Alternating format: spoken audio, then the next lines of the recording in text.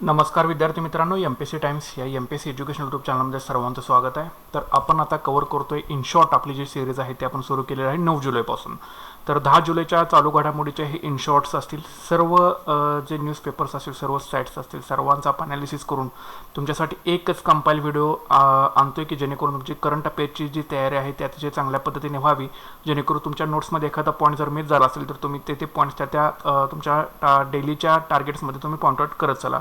तर या व्हिडिओसाठी जवळपास 100 लाईक्स आपण टार्गेट ठेवलेलं आहे। सो नक्कीच तुम्ही व्हिडिओला लाईक करा, लाईक करायला अजिबात विसरू नका, ठीक आहे। नक्कीच तुम्ही व्हिडिओला लाईक करा, तुमच्या लाईक्समुळे मोटिवेशन मिळतात। अशा पद्धतीचे व्हिडिओ तुम्हाला मी आपल्या चॅनलवरती अवेलेबल करून देतोय। तर आता सुरुवात करूया आपण। तो बघा, पहिली न्यूज आहे, सरकारी भूमींच्या रक्षणासाठी अवकाश तंत्रज्ञान आणि कृत्रिम बुद्धिमत्ता वापरणारे ओडिशा जे आहे हे भारतातलं पहिलं राज्य ठरलेलं आहे। लक्षात ठेवा, सरकारी भूमींच्या रक्षणासाठी अवकाश तंत्रज्ञान आणि कृत्रिम बुद्धिमत्ता जे आहे ते वापरणारं ओडिशा जे आहे ते भारतातील पहिलं राज्य ठरलेलं आहे, ठीक आहे।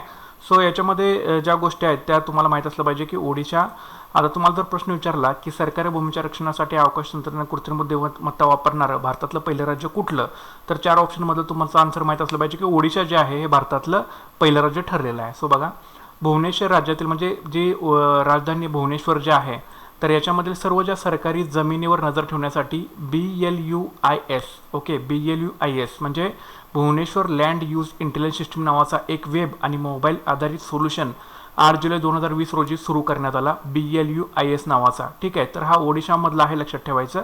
आणि ओडिशाचे जे मुख्यमंत्री आहेत नवीन पटनाईक यांनी जो आहे ते BLUIS याचं जे आहे ते लॉन्चिंग केलेलं आहे। सो BLUIS काय करतं तर चालू जमिनीतील अतिक्रमणे शोधतं आणि अनेक दशकापासून वापरल्या जाणाऱ्या यंत्रणेच्या सध्याच्या मॅन्युअल पद्धतीत पुरेशी पारदर्शकता आणि जबाबदारी नसल्यामुळं हे BLUIS जे आहे ते सुरू केलेलं आहे, ठीक आहे। जी मॅन्युअल पद्धतीने सध्या जमीन मोजली जाते किंवा अतिक्रमणे शोधली जातात, तर त्याच्यामध्ये पुरेशी पारदर्शकता आणि जबाबदारी आणण्यासाठी जे BLUIS आहे हे ओडिशा सरकारनं जे आहे ते सुरू केलेलं आहे। ओडिशाचे मुख्यमंत्री कोण आहेत? नवीन पटनाईक हे ओडिशाचे मुख्यमंत्री आहेत। हा कधी सुरू केला प्रोग्राम? 8 जुलै 2020 हा सुरू केलेला आहे। सो ओडिशा जे आहे ते सरकारी भूमीच्या रक्षणासाठी अवकाश तंत्रज्ञान आणि कृत्रिम बुद्धिमत्ता वापरणारं भारतातलं पहिलं राज्य ठरलेलं आहे, ठीक आहे। सो नक्कीच तुम्ही ही न्यूज आहे ती लक्षात ठेवून घ्या। पुढचा न्यूज बघा, पाकिस्तानच्या राजधानी इस्लामाबादमधील पहिले हिंदू मंदिर जे बांधण्यास जे आहे ते अडवणूक करण्यात आलेले आहे, ठीक आहे। सो हे फक्त याची न्यूज यासाठी पिक केलेलं आहे की हिंदू मंदिर कुठं एक्झॅक्टली हे तुम्हाला माहीत असलं पाहिजे आणि ते कुठलं हिंदू मंदिर बांधण्यासाठी आडकाठी जी आहे ती केली जात आहे। सो पाकिस्तानमध्ये जे अल्पसंख्याकाचा छळ जो आहे तो सुरू आहे, कारण इस्लामिक कार्यकर्ते जे आहेत ते पाकिस्तानमधले त्यांनी श्रीकृष्ण मंदिर जे आहे, श्रीकृष्ण मंदिर हे पाकिस्तानच्या राजधानी इस्लामाबादमधील मंदिर बांधण्यात जे आहे ते अडवणूक त्यांनी केलेले आहे, जे पाकिस्तानमधले इस्लामिक कार्यकर्ते त्यांनी। सो इस्लामाबादच्या H1/2 भागात स्थित एकूण 1860 चौरस मीटर म्हणजे जवळपास 20,000 चौरस फूट श्रीकृष्ण मंदिराची पायाभरणी जी आहे हे 23 जून 2020 रोजी झालेली होती। आणि 1947 मध्ये पाकिस्तानची स्थापना झाल्यापासून पाकिस्तानची राजधानी इस्लामाबादमध्ये कुठलंही मंदिर जे आहे ते बांधून दिलं जात नाही।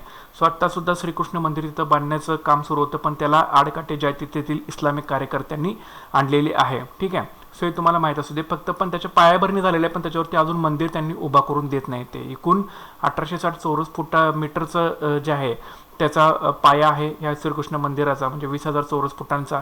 हे इस्लामाबादच्या H1/2 भागामध्ये हे मंदिर जे आहे ते स्थित आहे, पण हे मंदिर जे आहे ते बांधण्यास तेथील इस्लामिक कार्यकर्ते विरोध करत आहेत, ओके। पुढची न्यूज बघा, चीनची 2020 ते 2025 पर्यंत दरवर्षी 6 ते 8 अणु रिॲक्टर म्हणजे अणुभट्ट्या ज्या आहेत हे तयार करण्याची योजना आहे चीनची। सो मार्च 2019 मध्ये चीनमध्ये जे आहेत जवळपास 46 आण्विक अणुभट्ट्या कार्यरत असल्याचं सांगण्यात येतं आणि या 46 आण्विक अणुभट्ट्यांनी जवळपास 42.8 GW क्षमतेची, ओके, GW म्हणजे गिगावॅट क्षमतेची क्षमता जी आहे ती प्रदान केलेली आहे। आणि मे 2020च्या अखेरीस चीनची अणुक्षमता 48.8 GW होती, ठीक आहे, मे 2020च्या अखेरीस। सो एवढी त्यांची अणुक्षमता जी आहे ती सध्या वाढलेली आहे आणि सन 2035 पर्यंत चीन अणुऊर्जा संघटनेनं चालू किंवा निर्माणाधीन सुमारे 200 गिगावॅट अणुऊर्जा क्षमता संपादन करण्याचं टार्गेट जे आहे ते ठेवलेलं आहे। सो दरवर्षी चीन जे आहे 6 ते 8 अणु रिॲक्टर तयार करण्याची योजना जी आहे ते चीननं आखलेली आहे 2020 ते 25 पर्यंत, लक्षात ठेवा। आणि आत्ता मार्च 2019 मध्ये जवळपास 46 आण्विक अणुभट्ट्या चीनमध्ये कार्यरत होत्या। त्यांनी जवळपास 42.8 गिगावॅट एवढी क्षमतेची अणुऊर्जा जी आहे ती प्रदान केली आणि जवळपास मे 2020च्या अखेरपर्यंत 48.8 GW इतकी ते चीनची क्षमता होती आणि 2035 पर्यंत जवळपास 200 गीगावॅट अणुऊर्जा क्षमता संपादन करण्याचं चीनचं टार्गेट आहे. सो त्याच्यामुळे 2020 ते 2025 पर्यंत दरवर्षी चीन 6 ते 8 अणु रिॲक्टर तयार करण्याची योजना चीनने जी आहे ती आखलेली आहे. सो हे सुद्धा न्यूज तुम्हाला लक्षात ठेवणं गरजेचं आहे. पुढची न्यूज बघा. IIT ॲल्युमिनाय कौन्सिल यांनी CSIR IGIB सोबत एक करार केलेला आहे. ठीक आहे. IIT ॲल्युमिनाय कौन्सिल यांनी CSIR IGIB बरोबर करार केलेला आहे. सो कशा संदर्भामध्ये हा करार आहे ते बघून घेऊया. सो 8 जुलै 2020 रोजी वैज्ञानिक आणि औद्योगिक संशोधन परिषद, जेनोमिक्स आणि इंटिग्रेटिव्ह बायोलॉजी म्हणजे CSIR IGIB. ओके. सो यांचंही एवढं मोठं मराठीमध्ये नाव आहे. सो हे तुम्ही लक्षात ठेवा फक्त CSIR IGIB आणि IITचे माजी विद्यार्थी परिषद किंवा त्याला IIT ॲल्युमिनाय कौन्सिल यांच्यामध्ये करार झाला 8 जुलै 2020 रोजी. सो या करारावरच्या स्वाक्षरीनुसार काय केलं जाणार आहे की COVID-19 वरती संयुक्त असं दोघांनी मिळून संशोधन करणार आहेत आणि त्याच्यामध्ये COVID-19 पॉझिटिव्ह रुग्णांच्या डेटाचं विश्लेषणसुद्धा हे IIT ॲल्युमिनाय कौन्सिल आणि CSIR IGIB हे दोघे मिळून करणार आहेत. सो याच्या संदर्भामध्ये ह्या दोघांच्यामध्ये करार झालेला आहे. एवढं तुम्हाला फक्त याच्यामध्ये लक्षात ठेवायचं. ठीक आहे. पुढची न्यूज बघा.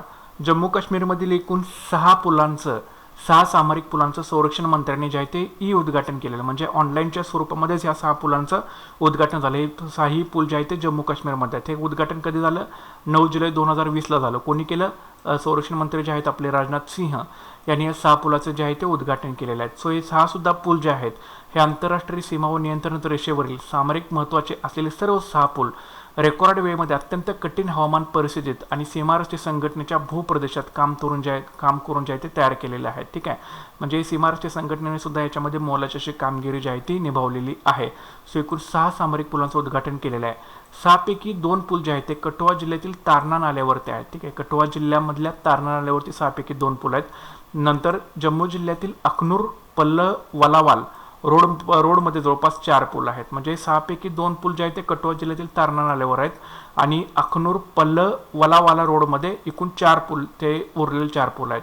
हे सर्व पूल जे आहेत ते बॉर्डर रोड ऑर्गनायझेशन म्हणजे BROनी बांधलेले आहेत. 6 पुलांची लांबी किमान 30 मीटर ते कमाल 400 मीटरपर्यंत आहे. या 6 पुलांच्या बांधकामासाठी एकूण खर्च 43 कोटी रुपये एवढा आलेला आहे आणि या पुलांच्या कार्यक्षेत्रातील महत्त्वाच्या गोष्टीवर लक्ष केंद्रित करून हे पूल बांधले गेलेले आहेत. कारण हे जे सर्व पूल आहेत हे भारतीय सशस्त्र दलांच्या चळवळीस मदत करण्यासाठी मदत करणार आहेत. सो अशा पद्धतीचे एकूण 6 पुलाचं उद्घाटन जे आहे ते संरक्षण मंत्री राजनाथ सिंह यांनी केलेलं आहे. हे उद्घाटन केलेलं आहे त्यांनी, म्हणजे ऑनलाईन राहूनच. त्यापैकी 6 पैकी 2 पूल कठुआ जिल्ह्यातील तारणा नाल्यावर आहेत आणि 4 पूल जे आहेत ते अखनूर पल्लवलावाल रोडमध्ये 4 पूल जे आहेत ते स्थित आहेत आणि कुणी बांधलेले आहेत? बॉर्डर रोड ऑर्गनायझेशन बांधलेले आहेत. एकूण लांबी जी आहे ते 30 मीटर ते कमाल 400 मीटरपर्यंत आहे. एकूण खर्च आला 43 कोटी रुपयांचा आणि हे जे पूल आहेत हे भारतीय सशस्त्र दलांच्या चळवळीसाठी मदत करण्यात, लक्षात ठेवा. पुढची न्यूज बघा. वायू प्रदूषणापासून 2020च्या पहिल्या सहामाहीत नवी दिल्लीवर जगातील सर्वात जास्त आर्थिक परिणाम झाला असं एका कार्यगटाने म्हटलेलं आहे. सो पर्यावरण गटाने 9 जुलै 2020 रोजी एक ऑनलाईन साधन लॉन्च केलं आणि त्यानुसार सन 2020च्या पहिल्या सहामाहीत वायू प्रदूषणापासून जगातील सर्वात जास्त आर्थिक परिणाम दरडोई आधारावरती भारताची राजधानी नवी दिल्ली ह्याच्यावरती हा परिणाम जो आहे, आर्थिक परिणाम तो झालेला आहे. ऑनलाईन टूलला जे आहे ते क्लीन एअर काउंटर असं जे आहे ते नाव दिलेलं आहे आणि या टूलनुसारच नवी दिल्लीवरती सर्वात जास्त आर्थिक परिणाम झाला आहे असं ह्या टूलचं म्हणणं आहे. ओके. सो वायू प्रदूषणामुळे आरोग्यावर होणाऱ्या परिणामाचा अंदाज लावण्यासाठी क्लीन एअर काउंटर साधन ग्लोबल बर्डन ऑफ डिसीज म्हणजे GBDच्या महामारी विज्ञान निरीक्षणाच्या अभ्यासानुसार तयार केलेल्या मॉडेलचा वापर करून हे असं याच्यामध्ये डिसाईड केले की नवी दिल्ली याच्यावरती दरडोई उत्पन्नाच्या साधनावरतीचा जर विचार केला म्हणजे वायू प्रदूषणाच्या बाबतीत तर नवी दिल्लीवरती जास्त आर्थिक परिणाम झालेला आहे. आणि हे जे टूल आहे हे जागतिक पर्यावरण संस्था green peas, centre for research on energy and clean air आणि IQAR एअर व्हिज्युअल यांच्या संयुक्त प्रयत्न अंतर्गत हे टूल जे आहे ते विकसित केलेलं आहे.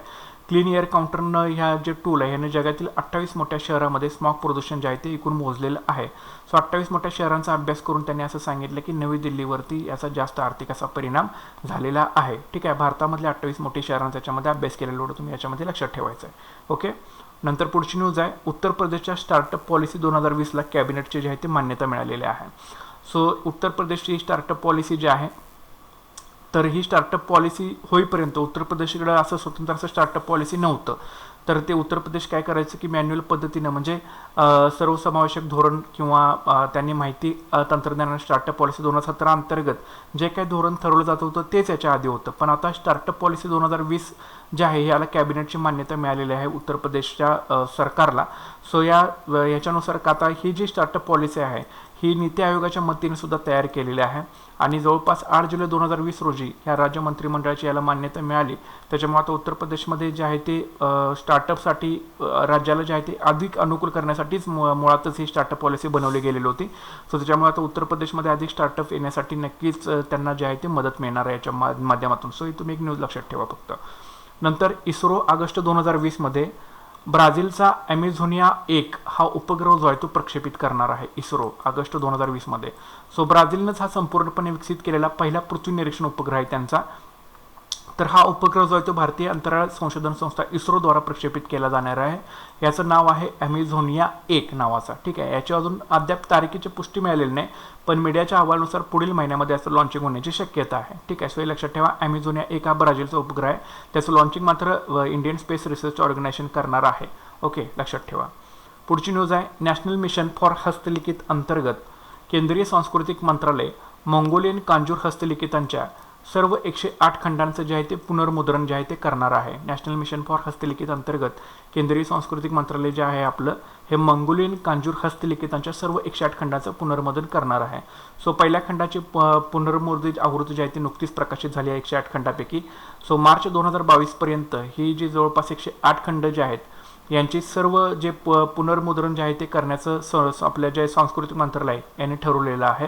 आणि 4 जुलै 2020 रोजी या वर्षाच्या धम्मचक्र दिनाच्या निमित्तानं हस्तलिखितेचा एक संच मंगोलियाच्या राजदूताकडं प्रल्हाद सिंग पटेल जे केंद्रीय राज्यमंत्री आहेत आणि सांस्कृतिक मंत्री आहेत त्यांच्या हस्ते त्यांना देण्यात आला.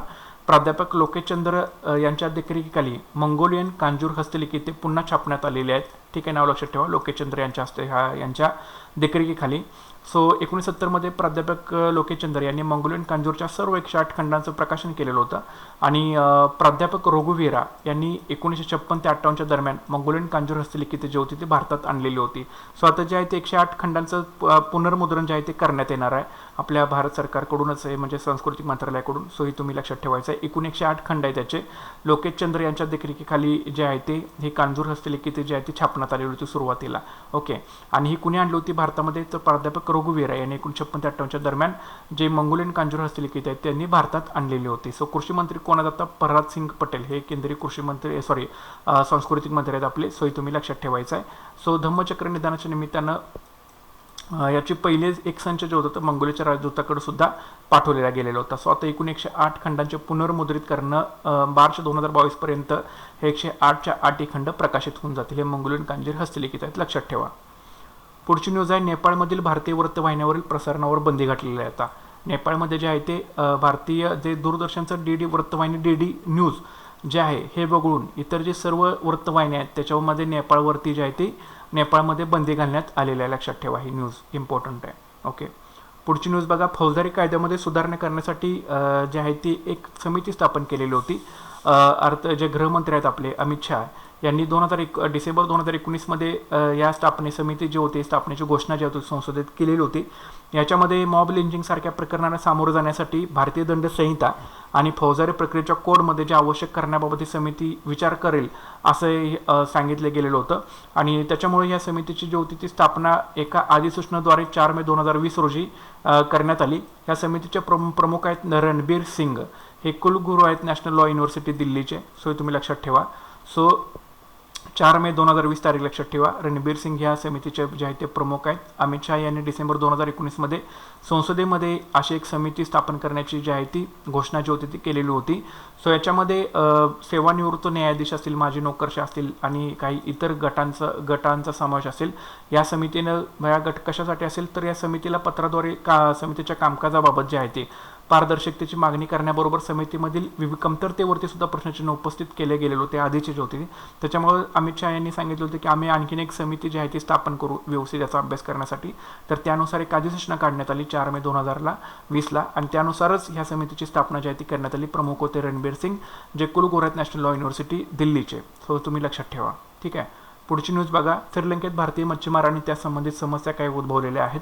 सो श्रीलंकेच्या जाफना द्वीपकल्पातील उत्तरेकडील किनाऱ्यावर असलेल्या पॉइंट पेद्रो येथील मच्छीमारांनी उत्तर मासेमारी अधिकाऱ्याकडे जे मासेमारीसाठी जाळं आहे ते नष्ट केल्याचे तक्रार जी आहे ती केलेली आहे. म्हणजे भारतीय जे मासेमारी आहे त्यांच्या जाळं नष्ट केल्याची तक्रार जी आहे ती केलेली आहे.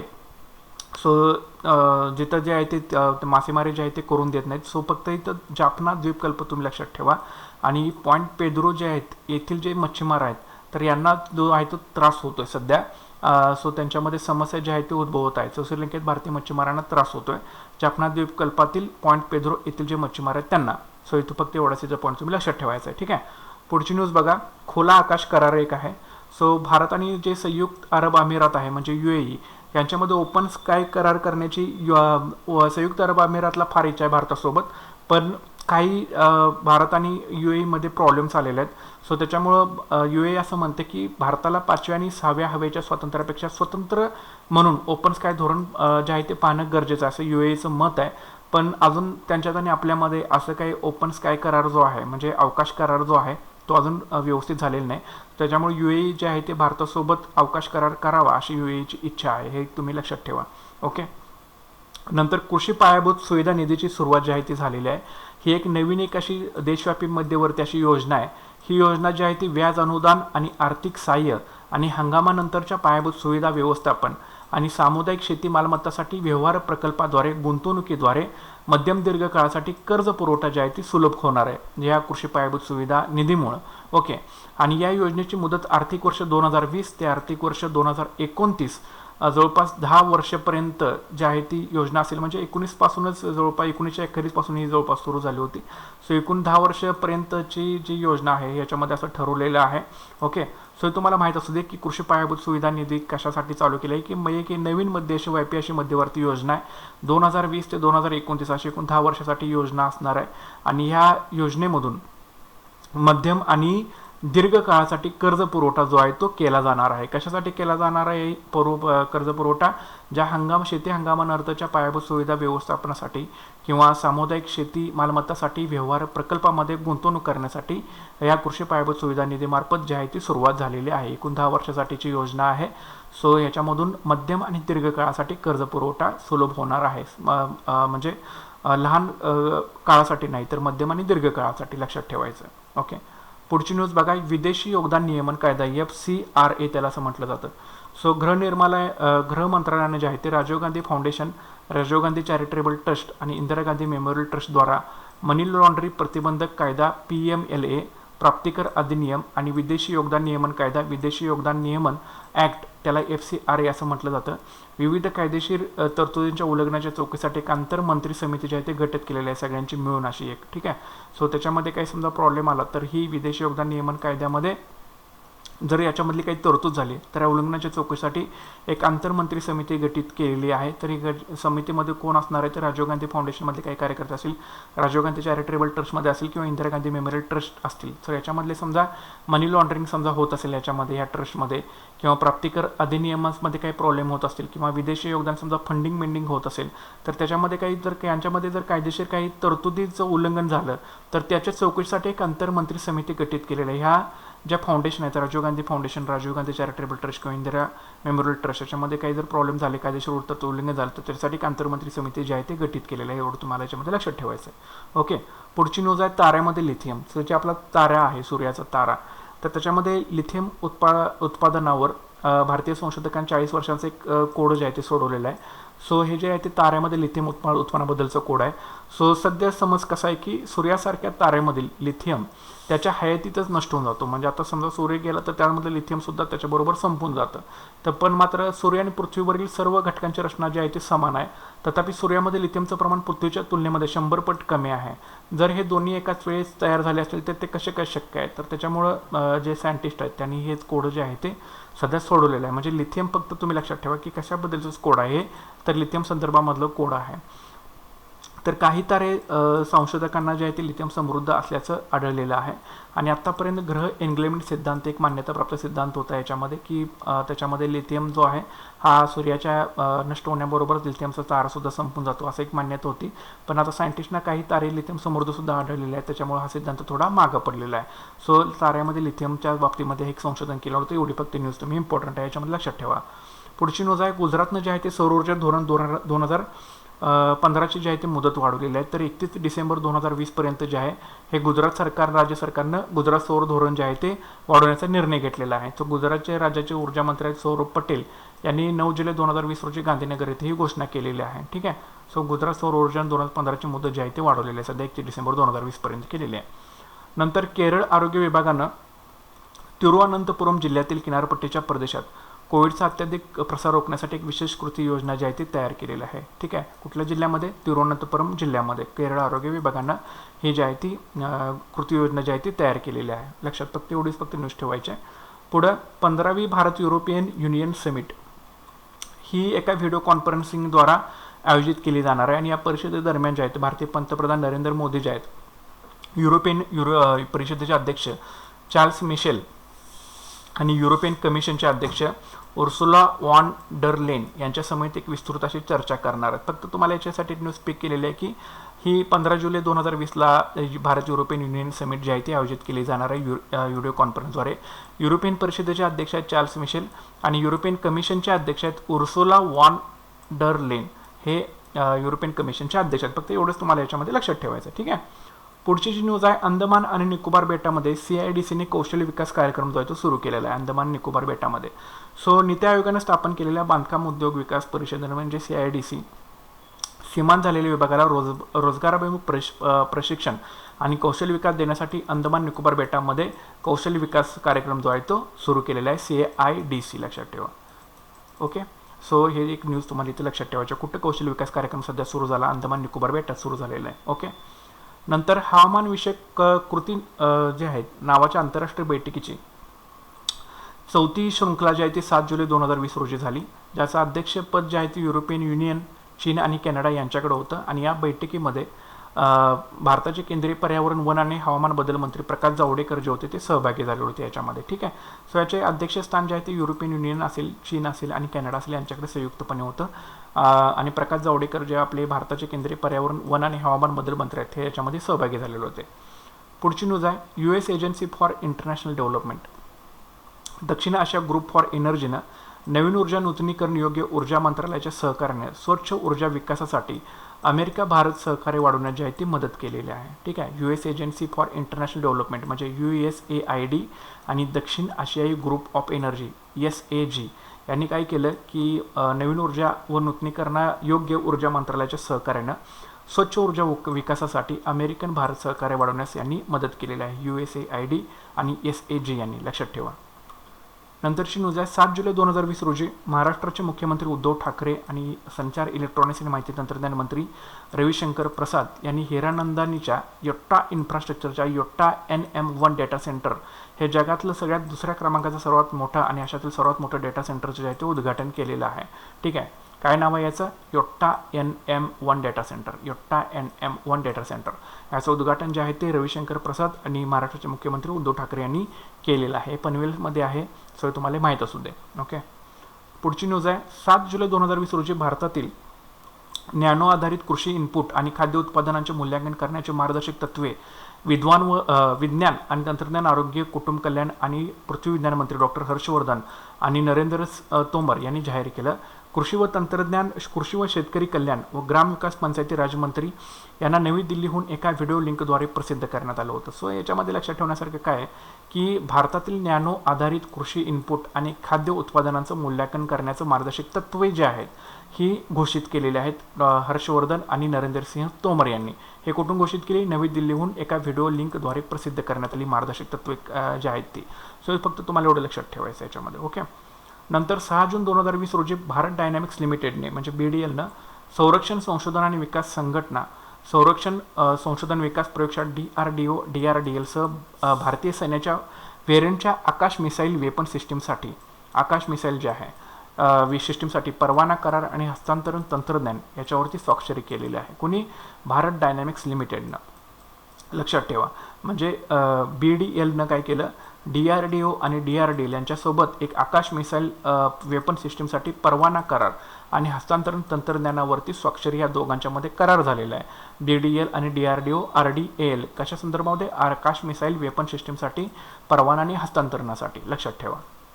पुढची न्यूज आहे, जागतिक आरोग्य संघटनेच्या दक्षिण पूर्व आशियाई प्रदेशाच्या कार्यालयानं 8 जुलै 2020 रोजी मालदीव आणि श्रीलंका यांना जे आहे ते गोवर आणि रुबेला यांचं उच्चाटन करण्यास ज्यांनी जे आहे ते पूर्णपणे उच्चाटन केलेलं आहे असं जे आहे ते दक्षिण पूर्व आशिया प्रदेशाच्या कार्यालयानं, म्हणजे WHO ची ही एक कार्यालय आहे तिथं, दक्षिण पूर्व आशिया प्रदेशाचं कार्यालय.